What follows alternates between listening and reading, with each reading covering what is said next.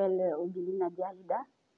Je suis candidate au local, au 2e arrondissement.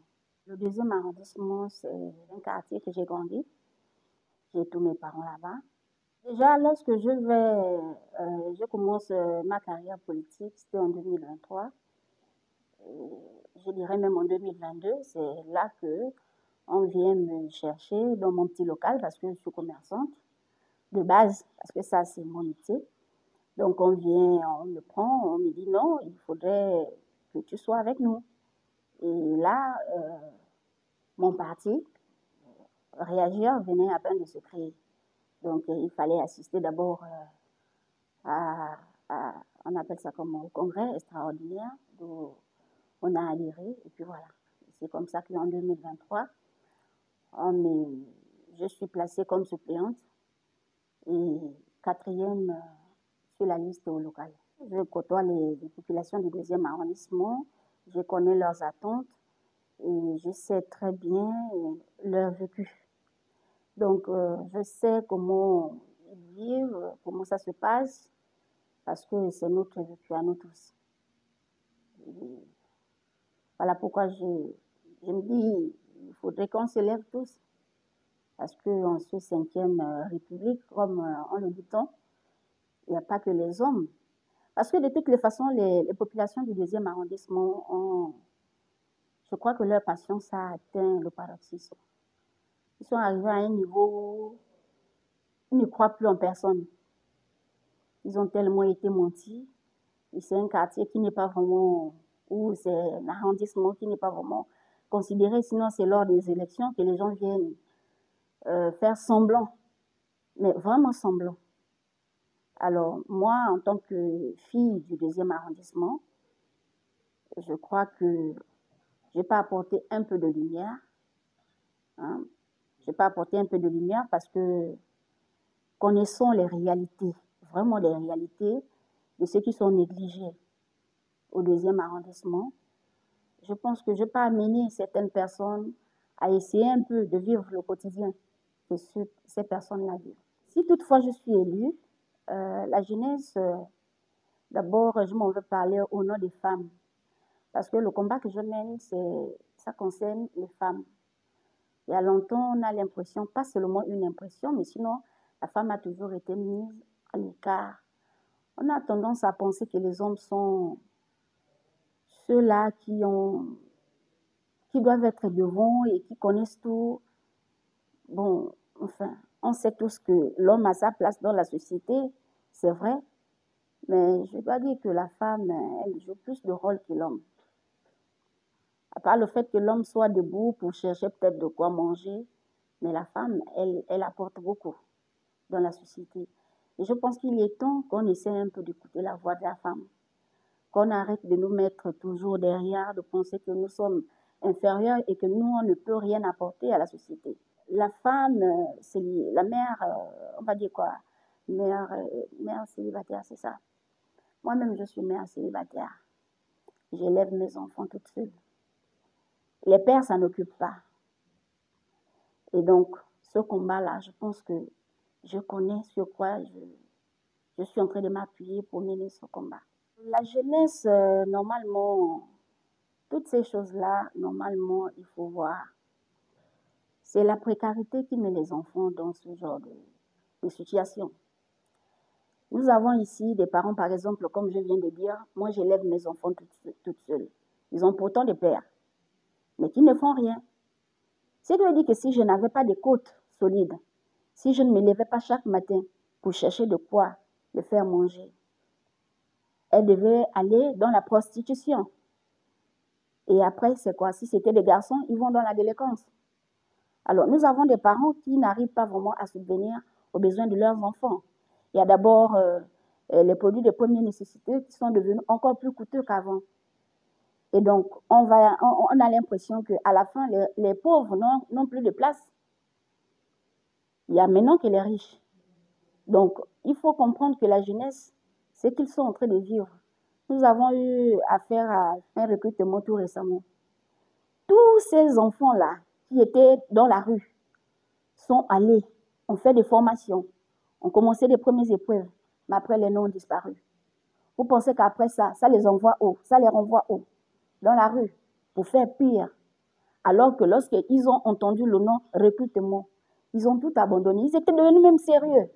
Il faut vraiment qu'on fasse quelque chose pour les jeunes qui n'ont pas eu la chance d'aller à l'école. Parce qu'on ne va pas dire que tout le monde doit aller à l'école.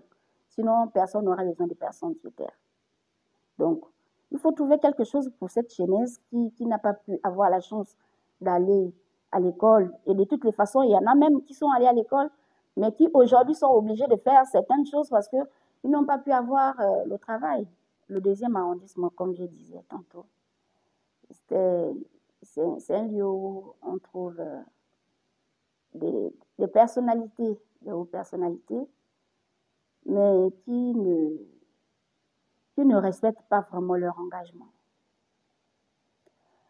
Aujourd'hui, on considère que le manioc, on appelle ça le manioc téké.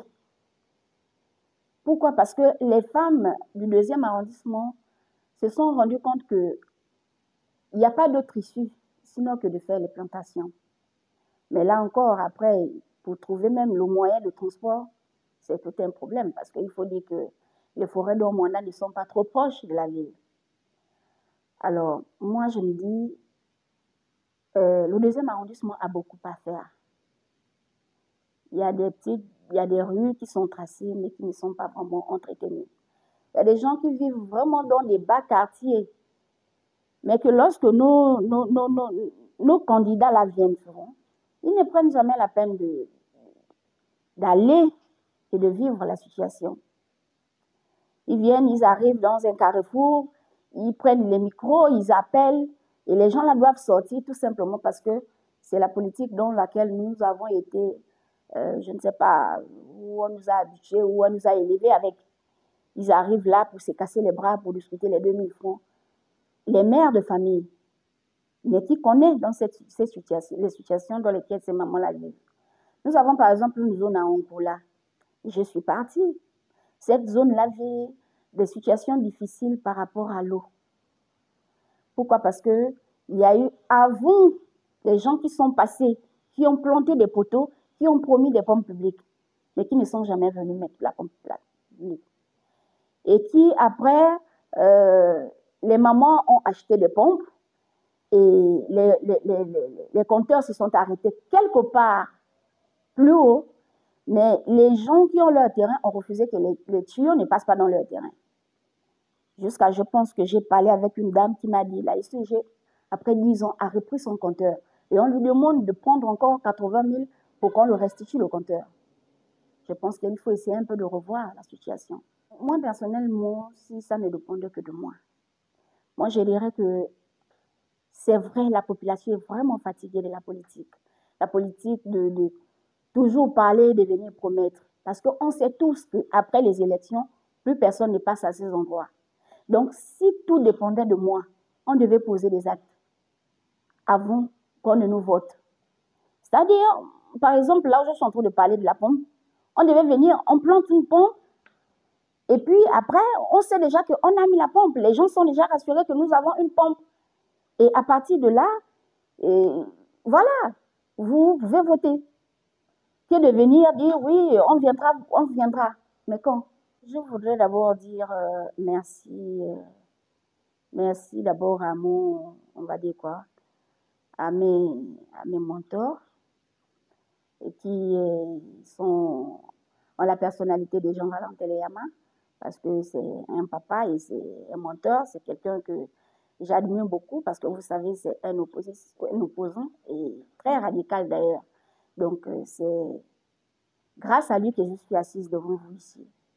C'est grâce à lui que je suis assise devant vous ici parce que c'est lui qui m'aimait et qui m'élève. Donc, il dit que nous sommes, c'est la 5e République. Donc, il va falloir qu'on essaie un peu de faire le mieux, ou sinon pour le mieux. À la population, je dirais tout simplement, il faut juste croire. Il faut juste croire, c'est vrai. C'est vrai qu'on a assez cru et on a assez attendu. Les choses ne s'améliorent pas. Mais je pense que un jour, ça ira. Et je dirais aussi à la population que c'est aussi votre faute parfois. Pourquoi je le dis? Parce que la population attend toujours qu'on leur donne. C'est-à-dire, moi, j'ai vécu un peu avec les Camerounais et leur adage a toujours été, nous, on préfère apprendre à l'enfant à pêcher que de lui donner le poisson. Donc, laissez qu'on nous apprenne à pêcher. Parce qu'on peut toutefois te donner 10 000 aujourd'hui, mais les 10 000 là ne vont pas te servir à grand-chose. Parce que tu vas sortir, tu vas prendre les 10 000 et de toutes les façons, c'est un argent qui n'est pas vraiment... Je ne sais pas comment cet argent-là est. Une fois quand tu as fait la monnaie de 1000 francs ou 500, c'est fini. Tu ne t'en rends pas compte, mais tu n'as plus rien. Cherchez quelque chose. Ayez des projets. Des projets. Tu as envie de travailler ou tu as un projet de commerce. Quelque chose comme ça. Tu viens chez quelqu'un, tu dis, bon, écoutez, moi j'ai mon projet, je voudrais que ce projet-là soit mis à jour.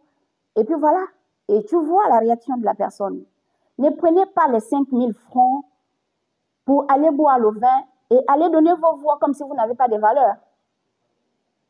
Comme si vous n'avez pas de valeur. Ne vous laissez pas acheter pour rien pour enrichir quelqu'un d'autre. Qui après, même lorsqu'il passe, tu es sur la pluie, tu le salues, il ne peut même pas s'arrêter. En fait, il ne te salue même pas parce qu'il ne te connaît pas. Du moment où il t'a déjà acheté, je viens, je te donne 10 000, j'ai déjà acheté ta voix. Et puis demain, bon, moi, je ne vois pas ce que je te dois encore.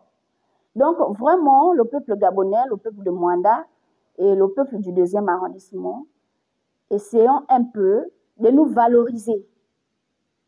Valorisons-nous, ne nous laissons pas acheter et marginaliser comme ça. Essayons un peu de nous faire désirer, comme une femme qui se fait désirer par son homme. Comme mot de fin, dans le 2e arrondissement ou sinon dans Mwanda, tout le monde me connaît et vous connaissez que moi c'est Alida. Moi je suis une commerçante. Alors aujourd'hui je me présente à l'élection au local. Donc nous connaissons tous des difficultés que nous traversons. Je vous appelle, surtout vous les femmes, parce que je sais que la femme souffre et la femme, il y a beaucoup de femmes plus que les hommes. Et si on essaie un peu de lancer ce défi, de dire, bon, nous on va choisir quand même une femme au 2e arrondissement, on va essayer de voir ce qu'elle peut nous apporter. Donc, vous allez voter, vous allez me voter, moi, votre fille, votre sœur, et on va voir ensemble ce qu'on peut faire.